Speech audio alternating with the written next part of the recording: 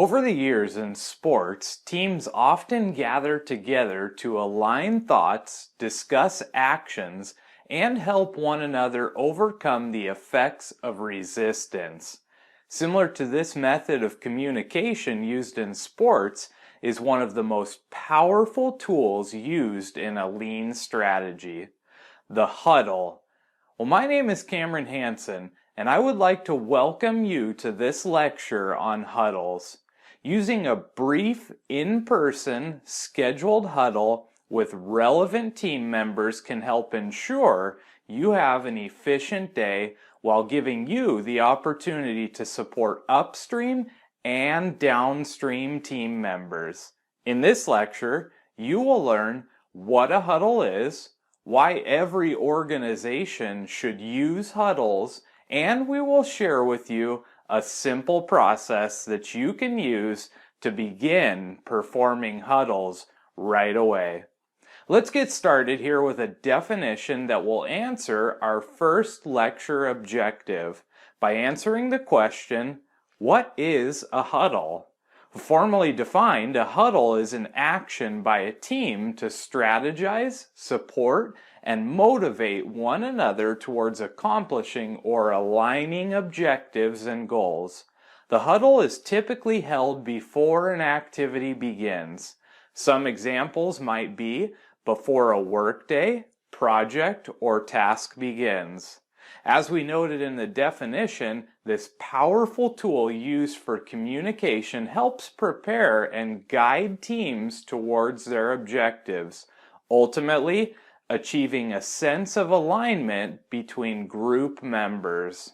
One important thing to note is that a daily huddle, stand-up, or scrum, as it's often referred to in other strategies, is not the same as a meeting. The daily huddle is a routine that should happen every single day and is structured specifically for the organization to achieve alignment, strengthen communication, and give team members an opportunity to prepare and plan for things to come. So why is the huddle such a powerful tool for you to have in your lean arsenal? Well, first and foremost, the huddle is quite universal and, like many different improvement tools, can be used almost anywhere. They can last anywhere from 5 minutes to 20 minutes, and everyone from the shop floor worker to the owner of the organization themselves can be a part of a huddle. This meeting of the minds is a great time to align the team's activities in a unified direction. In fact, the simple idea that people are coming together for the purpose of alignment and communication can have a significant impact on the established behaviors and culture of an organization.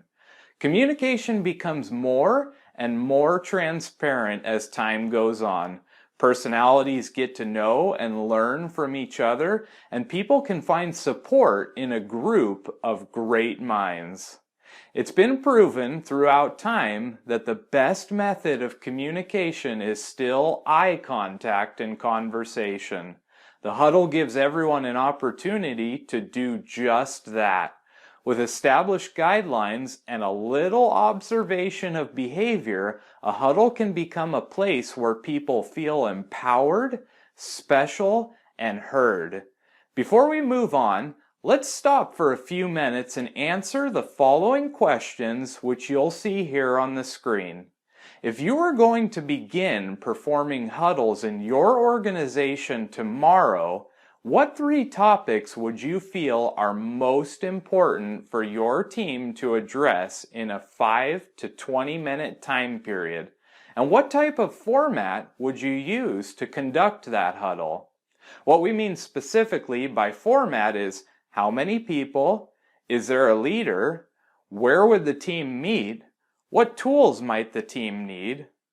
Your format will in large part be very specific to your organization and experience, so let your mind stretch and be creative when you come up with these innovative ideas. But don't worry, when we get back, we will share with you a process that you can use to get your huddle started. See you back here in a few minutes.